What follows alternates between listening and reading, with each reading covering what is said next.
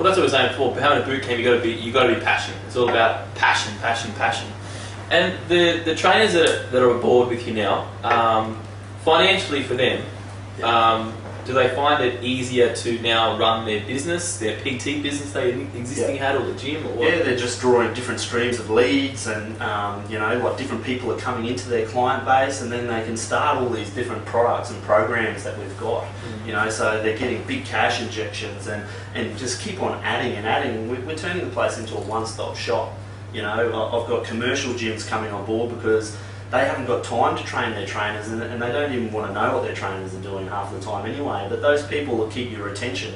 You know, they keep your attention in your business. You know, that's what personal trainers were for in commercial gyms, so that, you know, clients have more human contact, and so that's where I've come from. You know, like, I've done the commercial gym thing, I've done the numbers game, and the, you know, 50 phone calls a day from your estate manager or whatever, trying to, you know, push more sales and bums on seats. But, you know, what's wrong with pushing names and who the person is and their results? And I can, you know, I guess I've seen you evolve as well for the last year, so I'm understanding more and more about your business at the time.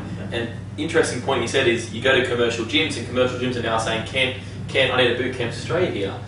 Purely because they can actually have interaction with their members again. You know what I mean? They can still have, they don't see it as a negative, they see it as a positive. Not like you're going to take over our business, you can actually help the business. Yes, and that's, mate, like, my biggest thing is, I guess, where I started, everyone wants to be a part of the cause, but no one wants to be a part of the cure. You know, we're all here to make money and stuff, but how about we make a difference while we do it? Whether it's helping the industry, helping personal trainers. I've seen some fantastic personal trainers just be churned and burned and not succeed in this industry because they just didn't have the education, the support, the community, the growth. You know, like, there's so much work out there for, you know, everyone.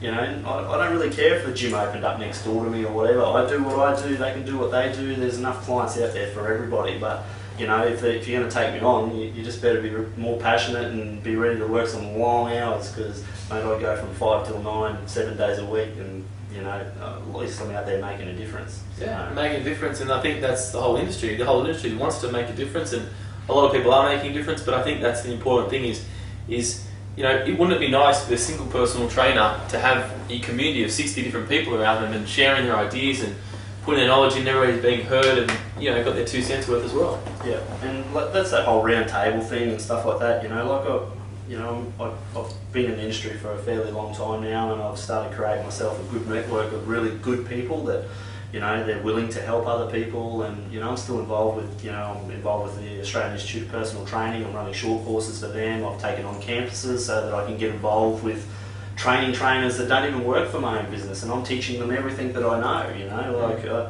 I'm more than happy to give up everything that I know. I'm not saying I'm the best or I'm good, but, you know, I'm committed. And you're keeping your hands in there. Yeah. One thing I want to talk about before we go is marketing, and you know, you recently opened the old Fernal Fitness, was it? Yes, headquarters. Used to be, I think. Used to be ages ago, Parramatta Road. Yeah. What area was it? Haberfield. Okay, so those who know Sydney, Parramatta Road, it's the big boot camps. You got the signs there yet, or what? Yeah, we've got a couple of big signs up, and it's about to be fully branded in the next couple of days. And you can see Ken running on the road, peak hour traffic. Come to my place. That'll be it. I got caned yesterday by one of my trainers from Brisbane. I flew him up, and I had to do hot laps up Parramatta Road, doing kettlebell class and stuff, and yeah, he tortured me, but yeah, everyone was getting a good laugh at me. So he gets people talking about on Parramatta Road and they're stuck in traffic.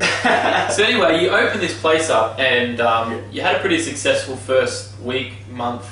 I know you put a lot of big campaigns out, and I think I just want to quickly speak about that, is how you're getting these locations up. That's good. You got the locations up, big deal. Yeah. But now we need the numbers and the bums on the seats. How are you getting the bums on the seats so fast? Because people are struggling to get bums on the seats in one boot camp. How are we doing it for 60 boot camps? Oh, it's a lot of commitment, brother. I do. I've got an in-house graphic designer, a young girl called Tessa, and she's just fantastic. I probably couldn't have done a lot of the stuff that I've done without her.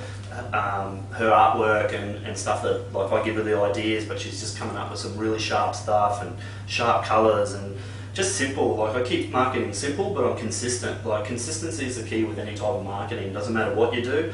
You know, I give myself a budget and, you know, I push for that, but, you know, I do a lot of national stuff, but just getting involved. Like, mate, I could start a location and not spend a cent on marketing just by the way that I market myself. Yeah. You know, it's about getting into your community and helping the community. If you get into your community and just, you know, work with them and get them out there, and a lot of people just don't get out there, you know, they sit in their gym waiting for people to walk in the door, you know, get your staff. Like, if my sales guys aren't out on the street or out and about, you know, talking to people or companies or corporates or, you know, just schools or anything, you know, like I tell them, what are you doing? You know, get out. You know, I make all my sales guys and all my managers train together. Yep. You know, so the team trains together and make them a part of a team. Not everyone's just in there for their own benefit. So you're getting these flyers and information out to the public. You know, the cafes, the local businesses, everything, and it's the word of mouth that's really working. Yeah, it still does, mate. You know, like I guess, but just even the way that we teach our guys. It's about the education, you know, like look at the health standard of Australia at the moment. It's on the rise, you know, from the age of 5 now we're looking at type 2 diabetes and heart attacks and heart disease and all this stuff, and it's just about getting out there and just letting people know that, you know, hey, get off the couch, get in the game, look after yourself, whether it's walking for an hour a day or just getting off the couch, mate. You know? And you're doing that, you're getting into the community. Yeah. You've relaunched a website. Yes. Is that helping?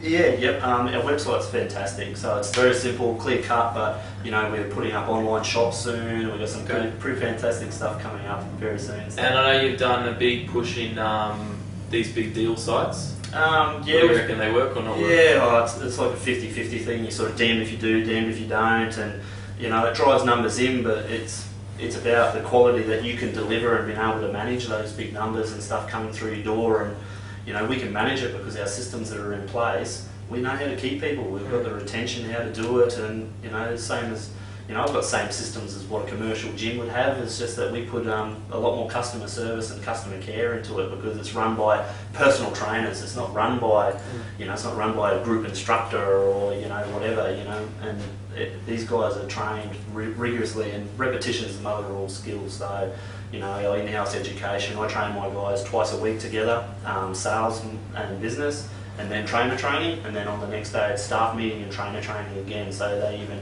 train, and we do all the different factors of our business so that they understand what our clients are going through and they're fit and physically, you know, being able to sell, you know, practice what we preach. And I guess also the last thing too is then, you know, you go into a new affiliate start, on your location bootcamp coach starts, and they have a gym. Well, you're actually getting all the clients from the gym.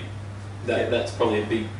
Yeah, I think it's like a double whammy. You know, like I guess a lot of gyms and stuff put boot camps on just to be like an off cut because it's, you know, what everyone else is doing or whatever. I still treat it the same respect as what I treat my gym or my studios or whatever. I treat it with the same respect, and it can grow. You know, it's a numbers game. It's always has been. You know, I'm talking about, you know, you can do your 60 PT sessions a week if you want and earn $2.5 grand. I'd rather do 12 hours and have 200 people, you know, and earn the same amount of money in 12 hours than what an average guy does. Touch more people, eh? Touch more people, and not just that, just create a better stable income for yourself, and then obviously your PT business on top of that if you're doing everything right and just putting your energy into the right areas. Like, PTs are very time poor, you know, so... Very much. I think you got something there, definitely. You got 60 of them there, and you know, we could talk all day, but that's more editing for getting raw. We're supposed to be getting raw, so we don't want much editing, you know. So I think that'll do for today. Maybe we have part-time too later on. Yeah. But it's been a pleasure. I guess you're always another thing we're going to mention too. Kent's also a guy that you want to talk to him, he'll get back to you. Yeah. You can find him on Facebook, Bootcamps Australia. You've got heaps of Facebook pages. Yeah. You're on your website's bootcampaustralia.com, not .com.au, just .com. Globally, not locally. Globally, he's thinking big plans. I haven't even asked him what happens after 100 yet. That's part 2 episode. Yeah. We get to 100 and have another interview. Yeah. And then obviously you'll meet your personal trainer. And again, just by going to all those locations, go to his Facebook, go to the website, go to meet your personal trainer. And the one thing you can see is what Ken talked about, is passion. He's got videos everywhere. He's updating his stuff, he's always in the community, he's doing courses, he's doing this, he's doing heaps of different things. And at the end of the day, you can't miss it. You can't miss the logo, it's always there. You know what I mean? So thanks heaps, Ken. Thanks, mate. And look forward to catching maybe part 2 up in a couple months. Hopefully. Cheers.